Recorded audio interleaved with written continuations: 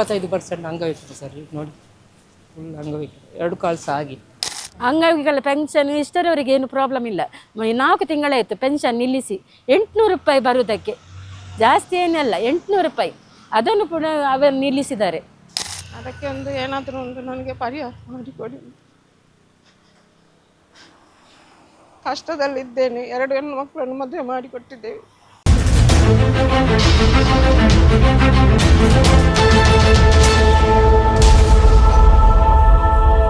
ನಾವಿವತ್ತು DC office ಮುಂದೆ ಇದ್ದೇವೆ.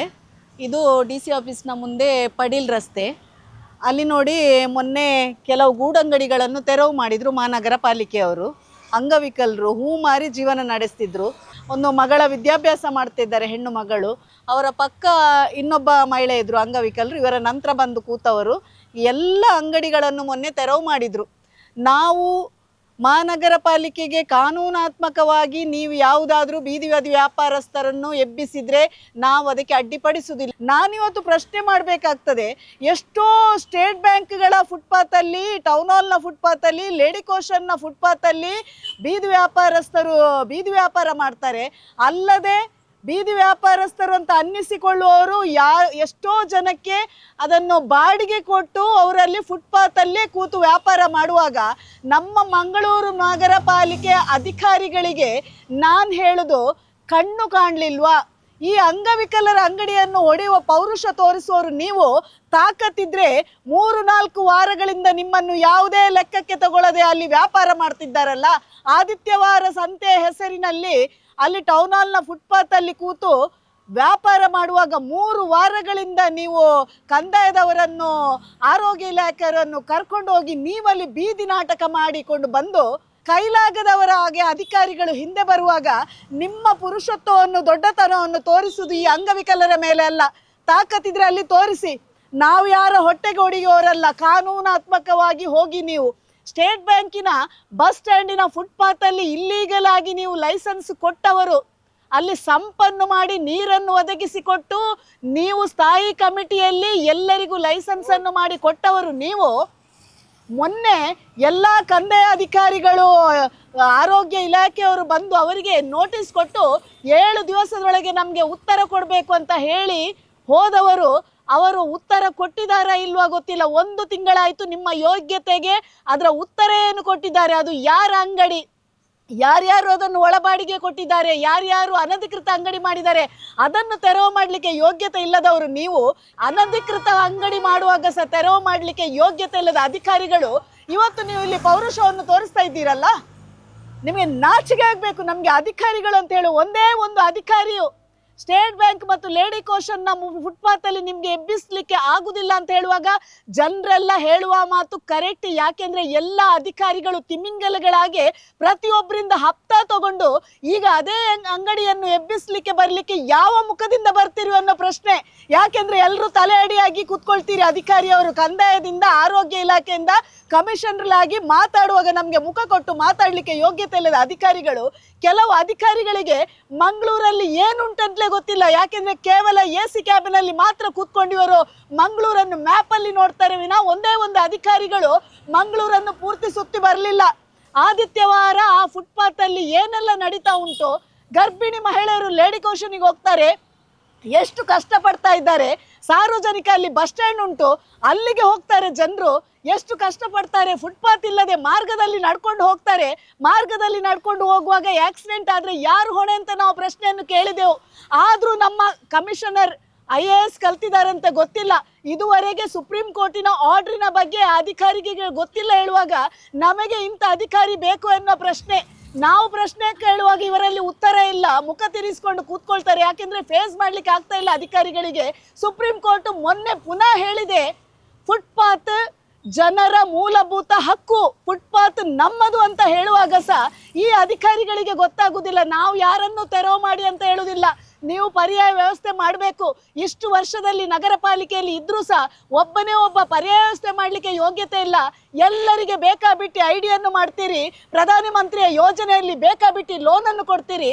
ಮತ್ತೆ ತೆರವು ಮಾಡಲಿಕ್ಕೆ ಯಾವ ಮುಖದಲ್ಲಿ ನೀವು ಬರ್ತೀರಿ? ತಾಕತ್ತುಂಡ? ಎಷ್ಟೋ ಕಟ್ಟಡಗಳು ಫುಟ್ಪಾತ್ ಆಕ್ರಮಿಸಿವೆ. ಫುಟ್ಪಾತ್ ಅನ್ನು ಬಿಟ್ಟು ಎಲ್ಲ ಕಟ್ಟಡಗಳು ಒಳಗೆ ಉಂಟಾ, ಪಾರ್ಕಿಂಗ್ ಉಂಟಾ, ಅದನ್ನು ಮೊದಲು ನೋಡಿ. ಅದನ್ನು ಮಾಡೋದು ಬಿಟ್ಟು ಕೇವಲ ಒಂದು ಪಾಪ ಅವರು ಕಷ್ಟಪಟ್ಟು ಲೋನ್ ಮಾಡಿಕೊಂಡೊಂದು ಗೂಡಂಗಡಿಯನ್ನು ಮಾಡುವಾಗ ಹೊಡಿತೀರಲ್ಲ. ನಾವು ಹೇಳುದು ಕಾನೂನು ಬೇರೆ, ಆದರೆ ದೇವರು ಮೆಚ್ಚುವಂಥ ಕೆಲಸ ಮಾಡಿ. ಕಾನೂನಾದರೆ ನಗರ ಪಾಲಿಕೆಯವರು ಎಲ್ಲರಿಗೆ ಕಾನೂನಾತ್ಮಕ ಹೋಗಿ ನಿಮ್ಮ ಹಣೆ ಬರಕ್ಕೆ ಇಷ್ಟು ವಾರ ಆಯಿತು ನಿಮ್ಮ ಸ್ಟೇಟ್ ಬ್ಯಾಂಕಿನ ಫುಟ್ಪಾತ್ ತೆರವು ಮಾಡಲಿಕ್ಕೆ ಯೋಗ್ಯತೆ ಇಲ್ಲದವರು, ಲೇಡಿ ಕೋಶನಿಗೆ ಬರುವವರು ಪಾಪದವರು, ಬಸ್ಸಿಗೆ ಬರುವವರು ಪಾಪದವರು, ಅಂಥವರನ್ನೆಲ್ಲ ಅಲ್ಲಿ ಮಾರ್ಗದಲ್ಲಿ ಪಾಪ ಸಾಯಿಲೆ ಅಂತ ಬಿಟ್ಟಿದ್ದೀರಲ್ಲ. ಒಮ್ಮೆ ಅಧಿಕಾರಿಗಳು ನಿಮ್ಮ ಮನೆ ಹೆಂಡತಿ ಮಕ್ಕಳನ್ನು ಆ ಮಾರ್ಗದಲ್ಲಿ ಒಮ್ಮೆ ಆದಿತ್ಯವಾರ ಕಳಿಸಿ ನೀವು. ಆ ಗಾಡಿಗಳು ಎಷ್ಟು ಜೋರಾಗಿ ಹೋಗ್ತಾ ಉಂಟು, ಜನರು ಎಷ್ಟು ಕಷ್ಟ ಅನುಭವಿಸ್ತಾರೆ ನೋಡಿ. ಅದನ್ನು ಮೊದಲು ಮಾಡಿ. ಅದನ್ನು ಮಾಡದೆ ದೊಡ್ಡ ದೊಡ್ಡವನಿಗೆ ಐಡಿ ಮಾಡಿ ಕೊಟ್ಟುಕೊಂಡು, ಕೈಕಾಲು ಸರಿ ಇದ್ದವರಿಗೆ ಕೆಲವರಿಗೆ ಬಾಡಿಗೆ ಕೊಟ್ಕೊಂಡು, ಕೆಲವರೆಲ್ಲ ಬಸ್ ಸ್ಟ್ಯಾಂಡಲ್ಲಿ ಅಂಗಡಿ ಮಾಡಿದವರು ಕೈಕಾಲು ಸರಿ ಇದ್ದವರಿಗೆ ನೀವು ಸಂಪು ಮಾಡಿಕೊಂಡು ಐಡಿ ಕೊಟ್ಕೊಂಡು ಅವರನ್ನು ಮೆರೆಸ್ತಿದ್ದಾರೆ.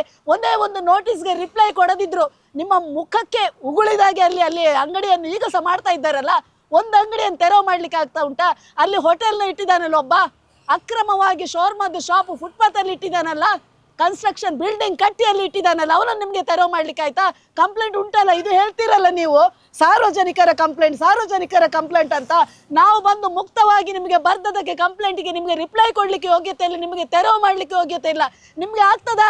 ನಿಮ್ಮ ಮಂಗಳೂರು ನಗರ ಪಾಲಿಕೆ ಉಂಟಲ್ಲ ಆದಿತ್ಯವರ, ಅಲ್ಲಿ ಇಡೀ ಎಲ್ಲ ಸಾಮಾನುಗಳನ್ನು ಕೊಂಡೋಗಿ ವ್ಯಾಪಾರ ಮಾಡ್ಲಿಕ್ಕೆ ಇಡಿ. ನಾವು ಇಲ್ಲಿ ಒಂದು 10-12 ವರ್ಷದಿಂದ ಹೂವಿನ ವ್ಯಾಪಾರ ಮಾಡ್ತಾ ಬರ್ತಾ ಇದ್ದೇನೆ ಸರ್. ಇಲ್ಲಿನ ಕಟ್ಟಡದಿಂದ ಕಂಪ್ಲೇಂಟ್ ಬಂದಿದೆ, ನೀವು ಗೂಡಂಗಡಿ ತೆರವು ಮಾಡಬೇಕು. ಅದಕ್ಕೆ ನಾನು ಹೇಳಿದೆ, ನೀವು ಲೈಸೆನ್ಸ್ ಕೊಟ್ಟಿದ್ದೀರಲ್ಲ, ಅದರದ್ದು ವ್ಯವಸ್ಥೆ ಮಾಡಿ ಆದಮೇಲೆ ಜಾಗ ಕೊಡಿ ನನಗೆ, ಆದಮೇಲೆ ತೆಗೀರಿ ಅಂತ ಹೇಳಿದೆ. ಶನಿವಾರ ಏಕಾಏಕಿ ಬಂದು ಅಂಗಡಿಯನ್ನು ತೆರವು ಮಾಡಿದ್ದು. ನೋಟಿಸ್ ಕೊಡಲಿಲ್ಲ ಸರ್, ನೋಟಿಸ್ ಕೊಡಲೇ ಇಲ್ಲ. ಬಾಯಿ ಮಾತಿಗೆ ಹೇಳಿ ಸೋಮವಾರ ಬಂದರು, ಶನಿವಾರ ತೆರವು ಮಾಡಿದ್ರು. ಬುಲ್ಡೇಸರ್ JCB ತಂದು ತೆರವು ಮಾಡಿದ್ರು. ಫುಟ್ಪಾತಲ್ಲಿಲ್ಲ, ಫುಟ್ಪಾತ್ ಬಿತ್ತು ರೋಡಲ್ಲಿ ಇಲ್ಲ. ಸ್ವಲ್ಪ ಫುಟ್ಪಾತ್ ಬಿತ್ತಿದೆ, ಫುಟ್ಪಾತ್ ಅರ್ಧ ಮಾತ್ರ ಇರೋದು ಈ ಕಡೆಯಿಂದ, ಅರ್ಧ. ಫ್ರಿಜ್ ಎಲ್ಲ ಗಾಡಿಯಲ್ಲಿ ಹಾಕಿಕೊಂಡಿದ್ದಾರೆ, 2 ಫ್ರಿಜ್. ಅದರಲ್ಲಿ ಮಲ್ಲಿಗೆಲ್ಲ ಇತ್ತು, ಬಂದದ್ದೆಲ್ಲ ಎಲ್ಲ ಐಟಮ್ ಎಲ್ಲ ಹಾಳು ಮಾಡಿದ್ದಾರೆ. ಲೋನ್ ಕೊಟ್ಟಿದ್ದಾರೆ ಸರ್, 20,000 ಲೋನ್ ತೆಗೆದಿದ್ದೇನೆ, ಅದು ಕ್ಲಿಯರ್ ಮಾಡಿ ಈಗ ಬಿಟ್ಟಿದ್ದೇನೆ. ಯಾವುದ್ರದ್ದು? ಅದು ಪ್ರಧಾನಮಂತ್ರಿದು ಯೋಜನೆ. ಫ್ರಿಜ್ ಯಾವುದು ಹಿಂದೆ ರಿಟರ್ನ್ ಕೊಡಲಿಲ್ಲ, ಯಾವುದು ಐಟಮೇ ಕೊಡಲಿಲ್ಲ. ಊದುಬತ್ತಿ ಎಲ್ಲ ಇತ್ತು, ಅದರಲ್ಲಿ ಎಲ್ಲ ಹೋಗಿದ್ದು. ತುಂಬ ಇಟ್ಟು ವ್ಯಾಪಾರ ಮಾಡಲಿಕ್ಕೆ ಬಿಸಿಲಲ್ಲೆಲ್ಲ ಹೋಗ್ತದೆ, ಹೂವು ಇಡಲಿಕ್ಕೆ ಆಗೋದಿಲ್ಲ, ಒಳಗೆ ಇಟ್ಟು ಬಿಡೋದು. ಮತ್ತು ಸ್ವಲ್ಪ ಬಿಸಿಲು ಹೋದ್ಮೇಲೆ ನಾನು ಓಪನ್ ಮಾಡೋದು. 75% ಅಂಗವಿಕಲ ಸರ್, ನೋಡಿ ಫುಲ್ ಅಂಗವಿಕಲ. 2 ಕಾಲು ಸಹ ಆಗಿ ಇದು ನಡೀಲಿಕ್ಕೆ ಆಗೋದಿಲ್ಲ. ನಿಂತು ದೇವರೊಂದು ಆ ವ್ಯಾಪಾರ ಮಾಡಲಿಕ್ಕೆ ಆಶೀರ್ವಾದ ಕೊಟ್ಟಿದ್ದಾರೆ, ಹಾಗೆ ಮಾಡ್ತೀನಿ. ಇಲ್ಲದ್ರೆ ಯಾರು ಸಹ ಈ ಕಾಲಲ್ಲಿ ವ್ಯಾಪಾರ ಮಾಡೋದಿಲ್ಲ, ಬೇಡಿ ತಿಂತಾರೆ ಈ ಕಾಲಲ್ಲಿ ಖಂಡಿತ. ಹೂವೆಲ್ಲ ಬಿಸಿಲಿಗೆ ಇಡಲಿಕ್ಕೆ ಆಗೋದಿಲ್ಲ ಸರ್, ಇದು ಹೀಗೆ ಇಟ್ಟು ಬಿಡೋದು. ಈಗ ಮತ್ತು ನೆರಳು ಬರುವಾಗ ಮೇಲೆ ಹಾಕೋದು, ಎಲ್ಲ ಹೂವೆಲ್ಲ ಹೀಗೆ ಒಳಗೆ ಇಡೋದು. ವ್ಯಾಪಾರ ಉಂಟು, ವ್ಯಾಪಾರ ಇದ್ದರೆ ಸಹ ಇದು ಹಾಳಾದರೆ ಯಾರು ಕೊಂಡೋಗೋದಿಲ್ಲಲ್ಲ ಸರ್. ಎಲ್ಲ ಮೇಲಿದೆಲ್ಲ ಟಾಪ್ ಎಲ್ಲ ತೆಗೆದು ಬಿಸಾಡಿದ್ದಾರೆ JCB ಅಲ್ಲಿ ನಿನ್ನೆ. ಇದು ಫುಟ್ಪಾತ್. ಈ ಫುಟ್ಪಾತ್ ಇಲ್ಲಿ ತನಕ ಮಾತ್ರ ಎಂಡ್, ಆದಮೇಲೆ ಯಾರು ಜನ ಹೋಗ್ಲಿಕ್ಕಿಲ್ಲ ಇಲ್ಲಿ ಸಹ. ಫುಟ್ಪಾತಲ್ಲಿ ಯಾರು ನಡೆಯುವಾಗಿಲ್ಲ.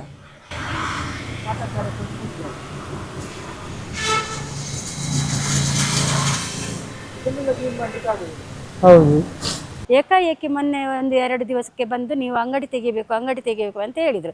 ಅದಕ್ಕೆ ನಾನು ಹೇಳಿದೆ ಯಾರ ಪ್ರಾಬ್ಲಮ್ ಅಂತ ಹೇಳಿದೆ. ನನಗೆ ಅಷ್ಟು ಪ್ರಾಬ್ಲಮ್ ಇದ್ದರೆ ನಾನು ಅಂಗಡಿಯನ್ನು ತೆಗೆದು ಬೇರೆ ಎಲ್ಲಿಯಾದರೂ ಇಡ್ತೇನೆ ಅಂತ ಹೇಳಿದೆ ಅಷ್ಟು ಎಂದು ಶನಿವಾರ ಬಂದು ನನಗೆ ಗೊತ್ತಿಲ್ಲ, ನಾನು ಸಾಮಾನೆಲ್ಲ ಒಳಗಿಟ್ಟೆ. ಗೂಡನ್ನು ಸ್ವಲ್ಪ ಉಳಿಸಿ ಅಂತ ಹೇಳುವಾಗ ಗೂಡನ್ನು ಹುಡಿ ಮಾಡಿ ಹಾಕಿದ್ರು. ನಾನು ಇದು ಟೇಬಲಲ್ಲಿ ಇಟ್ಟು ಎಲ್ಲಿ ಸಹ ಕೆಲಸ ಮಾಡ್ಬೋದು, ಆದರೆ ನನಗೆ ಮಳೆಗಾಲದಲ್ಲಿ ಬೇಸಿಗೆಯಲ್ಲಿ ನಾನು ಹೇಗೆ ಇದರಲ್ಲಿ ಕೂತ್ಕೊಳ್ಳೋದು? ಏನಾದರೂ ಒಂದು ವ್ಯವಸ್ಥೆ ಬೇಕಲ್ಲ ನಮಗೆ. ನಾವು ಹೊಟ್ಟೆಪಾಡಿಗಾಗಿ ದುಡಿಯೋದು, ಶೋಕಿಗಾಗಿ ದುಡಿಯೋದಲ್ಲ. ನಮಗೆ ಅಂತ ಮನೆಯಲ್ಲಿ ತುಂಬ ಪ್ರಾಬ್ಲಮ್ ಇದೆ. ಗಂಡ ಕ್ಯಾನ್ಸರ್ ಆಗಿ ತೀರಿ ಹೋಗಿ 1-2 ತಿಂಗಳಾಯಿತು. ಅವರ ಕಷ್ಟವನ್ನು ಅವರಿಗೆ ಇಷ್ಟು ಮದ್ದಿಗೆ ಎಲ್ಲ ಖರ್ಚಾಯಿತು. ಆಮೇಲೆ ಸಹ ನನಗೆ ಇಷ್ಟೇ ಕಷ್ಟವಿದ್ದರೆ ಸಹ ನಾನು ಹೇಗೆ ಇದು ಮಾಡಬೇಕು? ಇನ್ನು ಹೇಗೆ ನಾನು ಜೀವನ ನಡೆಸುವುದು? ಕಾಲು ಸರಿಯಿದ್ರೆ ಎಲ್ಲಿ ಸಹ ದುಡಿಬೋದು, ಕಾಲು ಸರಿಯಿದ್ರೆ ಎಲ್ಲಿ ದುಡಿಯೋದು? ಅಂಗವಿಕಲ ಪೆನ್ಷನ್ ಇಷ್ಟರವರೆಗೆ ಏನು ಪ್ರಾಬ್ಲಮ್ ಇಲ್ಲ. 4 ತಿಂಗಳಾಯಿತು ಪೆನ್ಷನ್ ನಿಲ್ಲಿಸಿ. 800 ರೂಪಾಯಿ ಬರುವುದಕ್ಕೆ, ಜಾಸ್ತಿ ಏನಲ್ಲ, 800 ರೂಪಾಯಿ. ಅದನ್ನು ಪುನಃ ಅವರು ನಿಲ್ಲಿಸಿದ್ದಾರೆ.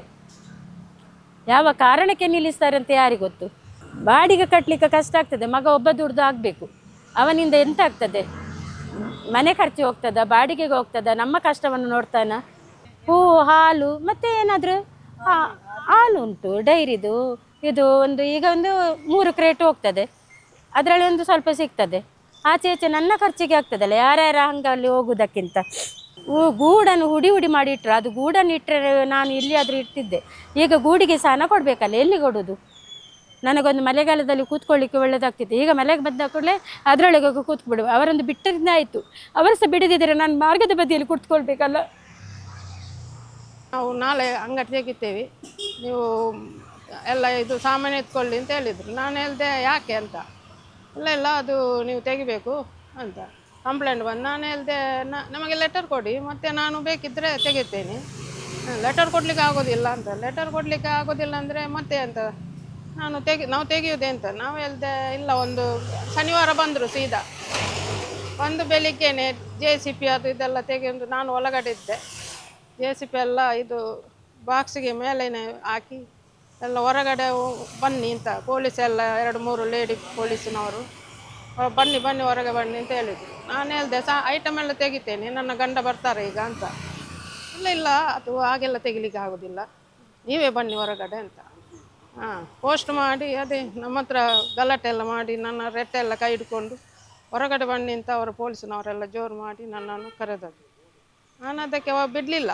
ನಾನು ಹೇಳಿದೆ ನಮಗೆ ನೋಟಿಸ್ ಕೊಡಿ, ಮತ್ತೆ ನಾನು ಹೊರಗಡೆ ಬರ್ತೇನೆ.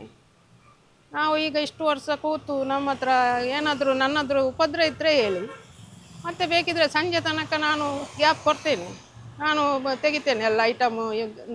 ಆಗೋದಿಲ್ಲ, ಈಗಲೇ ನಿಮಗೆ ಲೆಟರ್ ಅಂತ ಕೊಡುವುದು, ನಿಮಗೆ ಯಾರು ಕೊಡಲಿಕ್ಕೆ ಲೆಟರ್ ಹೇಳಿದ್ದು, ಹಾಗೆ ಹೇಗೆ ಅಂತ ನಮ್ಮನ್ನು ಜೋರು ಮಾಡಿ ನನ್ನನ್ನೆಲ್ಲ ಹೊರಗಡೆ ಹಾಕಿ ಎಲ್ಲ ಉಡಿ ಮಾಡಿ ಎಲ್ಲ ಇದು ಬಾಕ್ಸ್ ಎಲ್ಲ ಉಡಿ ಮಾಡಿ ತಗೊಂಡು ಹೋಗಿದ್ದಾರೆ.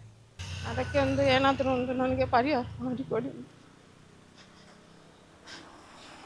ಕಷ್ಟದಲ್ಲಿದ್ದೇನೆ. 2 ಹೆಣ್ಣು ಮಕ್ಕಳನ್ನು ಮದುವೆ ಮಾಡಿಕೊಟ್ಟಿದ್ದೇವೆ. ಅಂದರೆ ನಮಗೆ ದುಡಿದು ಕೊಡುವವರು ಯಾರಿಲ್ಲಲ್ಲ. 2 ಹೆಣ್ಣು ಮಕ್ಕಳು ಅವರಿಗೆ ಮದುವೆ ಆಗಿದೆ.